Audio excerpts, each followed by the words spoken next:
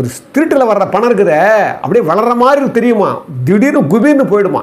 இது வந்து தீவினை அச்சத்தில் வைப்பார். முக்கியமான குரல் இது. திருடக்கூடாதுன்றது சாதாரண திருட்டுக்கே சொல்லுவார் அவர். இது எவ்வளோ பெரிய திருடு. அதுக்கு ஒரு கௌரவமான ஊழல்னு வேற ஒரு பேர். ஊழல் பெருச்சாளி ஆகிட்டு அதுக்கு வந்து பார்த்தீங்கன்னா அதுக்கு ஒரு பேர்.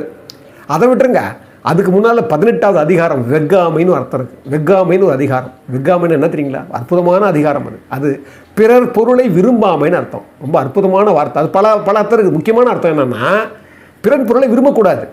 அதில் சொல்லுவார் ஐயன், நடுவின்றி நன்பொருள் வெக்கின் குடி பொன்றி குற்றமும் ஆங்கே தரும் அப்படின்னுவார். என்ன அர்த்தம் தெரியுமா?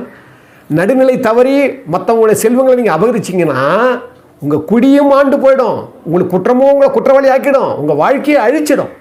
இதை நம்ம அரசியல்வாதிங்க விட்டுருங்க. நீ ஜார்க்கண்டை விட்டுருங்க, மற்ற மாநிலங்களை விட்டுருங்க. இப்போ கூட சொன்னாங்க ஒடிசாவில் வந்து ஒருத்தன் வந்து ஒரு தொழிலதிபர் வந்து 353 கோடி சொன்னாங்க இல்லையா, அதை கூட விட்டுருங்க.